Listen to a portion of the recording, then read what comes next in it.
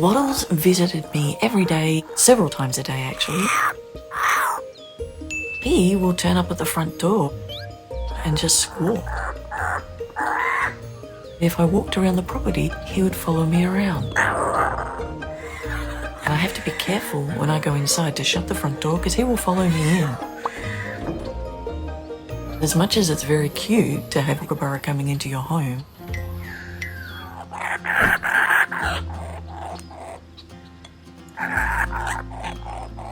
I had been really concerned because Fluffy and Falcor had disappeared. They were the first Kookaburras that visited me every day. What I didn't know is that they were creating this little miracle. And so they brought him to me. They were so unkempt and so hungry that they left him with me and went to hunt and get food for themselves. I was just so surprised that they left him with me, but also thrilled. Waddles is the cheekiest little Kookaburra you could ever meet. He is literally the prince of them all. When it is a food day, Waddles will be the first one to be there. He will jump on the plate, and I have to make sure that I'm holding the plate really tightly because otherwise I'll drop it. He's got the best of both of his parents. He's got Falcor's beautiful personality, and he's got Fluffy's good looks. He has like a turned up little beak that makes him look like he's smiling. He's like my best little friend. You're my sunshine. But he is a wild bird and I want to keep him that way. Good morning, everyone. Being a bird carer has been my dream since I was a very young child. Kookaburras are so very, very soft and so very, very gentle. When you have one sitting on your wrist and they're just looking in your eyes, you can see that there's an understanding. If anyone else comes onto my property, the birds will fly down, see it's not me, and they'll fly away. I feel blessed to be part of the riot.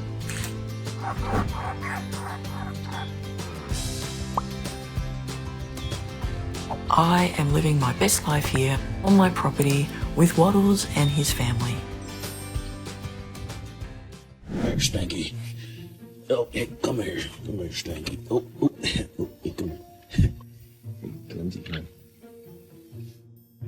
There are days where it's like, all right, I'm trying to go to the bathroom right now. You can leave. But no. He's a very clingy bird in a childlike way. Quit looking at me like that. He will sit there and watch whatever you're watching on your phone for days. He's very much like a cat. He just kind of lounges around, hangs out with you. I'm like, go play with the neighborhood kids. And then when he's done playing and exploring, he'll come sit on my shoulder. It's funny because Linnies are usually pretty quiet, soft, gentle birds. And Dipper is almost the exact opposite. Because they're always talking about how cute my bird is. Want to see how cute he is? And I've always been around birds growing up. And I have my own apartment now. So I was like, yeah, I think I'm ready to get a bird. So I did some research on Linnies, is what people call them. And I was like, oh, cool, that sounds just like a good match for me. With a lot of birds, usually there's this period of like gaining their trust and like they're nervous and uncomfortable. So I had some expectations. But the first day we brought him, it was a very rare case. He fit right in. He was playing in his cage, he was eating, he was drinking. He just was like, cool, guess this is my new home now. But also, he's always been a daredevil. So we were a little timid to let him out of his cage. We tried to make sure that our house was as bird-proof as possible. But he would walk around on the floor a lot, and we were constantly worried we were going to step on him. So we had to pay attention to that. Another thing with Linnies specifically is they like to burrow. So you have to watch for that, and you have to like make sure you're not just like flopping down on your bed or on the couch.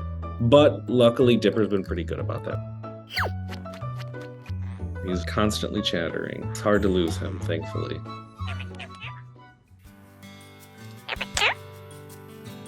Him being himself, him being goofy and full of life and full of wonder, and really nice to see, and it's refreshing.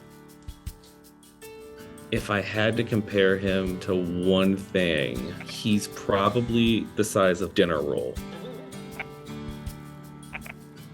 But it's really cool that something that is that small can have that much personality. I couldn't imagine him being any other way. Koko was born in the 1940s. Can you imagine? He's as old as Chuck Norris. At 84 years old, he can sometimes be grumpy. Like when he checks the sheets to make sure they're to his standards. And if you look closely, you'll notice he stands like an old man. But our feathered grandpa changed when this guy came in. The police rescued Koko after he was mistreated. My friend took him in, but at this point, Koko did not trust people. We visited him for years, and Koko was not interested in me. Cuckoo. Then the day came when my friend couldn't look after Koko anymore. He didn't like me, but I was already in love with this bird. It took a very long time, but with attention and treats, we won him over.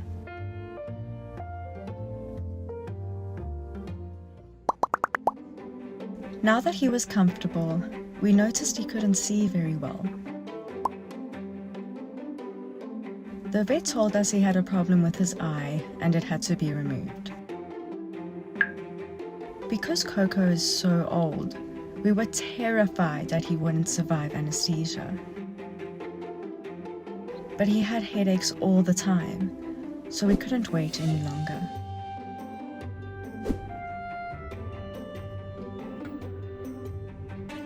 After a few weeks, we noticed a completely different bird. Before he spent all day sleeping, and we thought, oh, he's a total grandpa. Turns out we were wrong. Although I think Koko is happiest when Chico is around.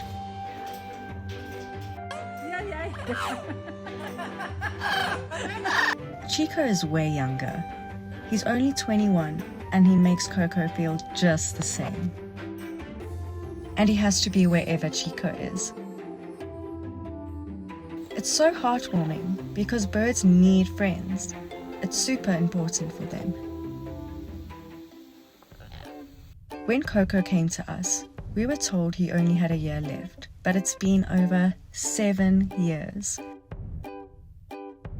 He is the boss of the house, and we're proud of his strength to keep going. His bond with Chico is definitely a reason for his long life. It's magical what a good friend can do.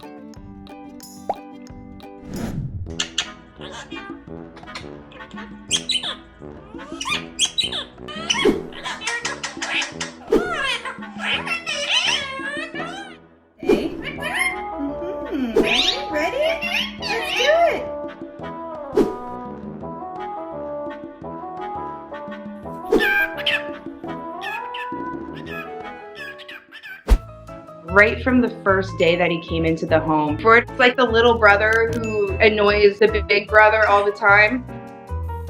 Freud watches Darwin play with the toy and he will mimic exactly what Darwin's doing.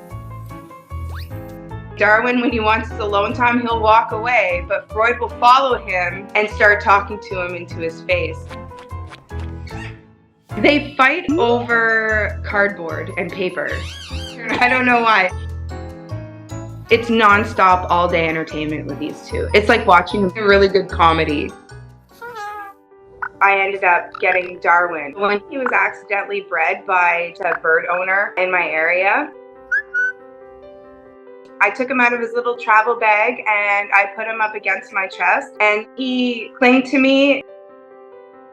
It was like meeting my soulmate. He's always been next to me.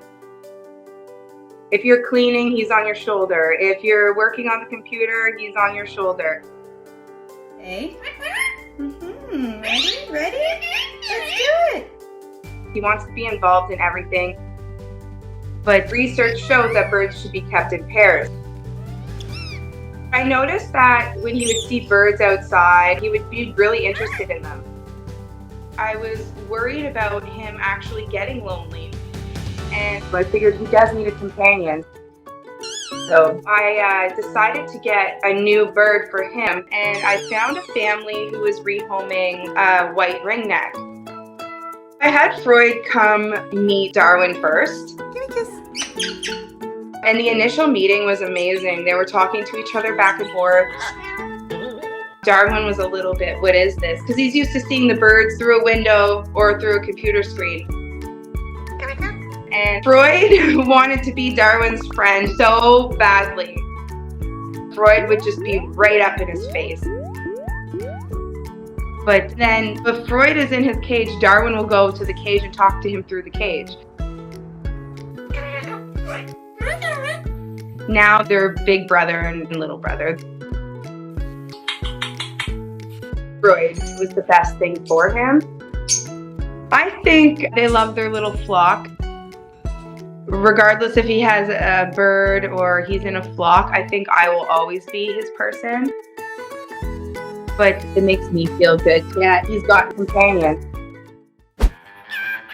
I've always joked that Buddy is secretly plotting world domination. And you know what? I think if he had the chance, he definitely would rule the entire universe.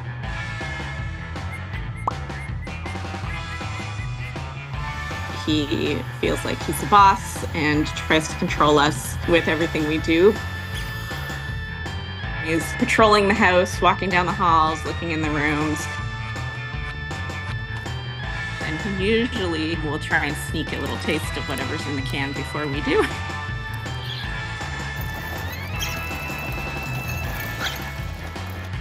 Everything about him, it was definitely a surprise to us.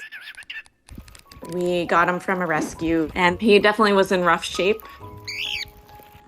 He wasn't well cared for. He had a bad diet. His feathers were dull.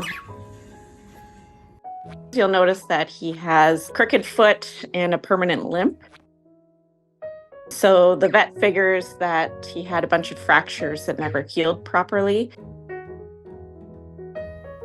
But as soon as we saw him, we knew right away he was a special bird and needed to be treated properly.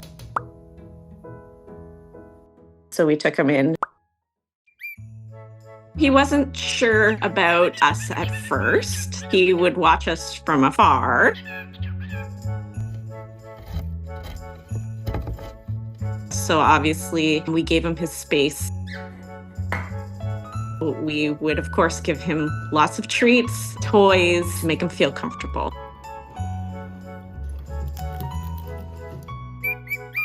And it didn't take long for him to finally completely open up to us. Buddy's attitude is one of a kind. He likes to get what he wants. Anytime there's a water bottle on the counter, Buddy will make it his mission to make sure that it gets knocked off. He often flies into the pantry, checks out the cans, and just for fun, he'll rip the labels off of them so that we have mystery meals every once in a while. And then Buddy always has something to say. But we've never tried to change him. We've embraced Buddy's sassy attitude because it's part of him. It's impossible not to smile with him around. He is always entertaining. He's always doing something. We love the fact that he thinks that he is bigger than he actually is. We love everything about Buddy. He's perfect.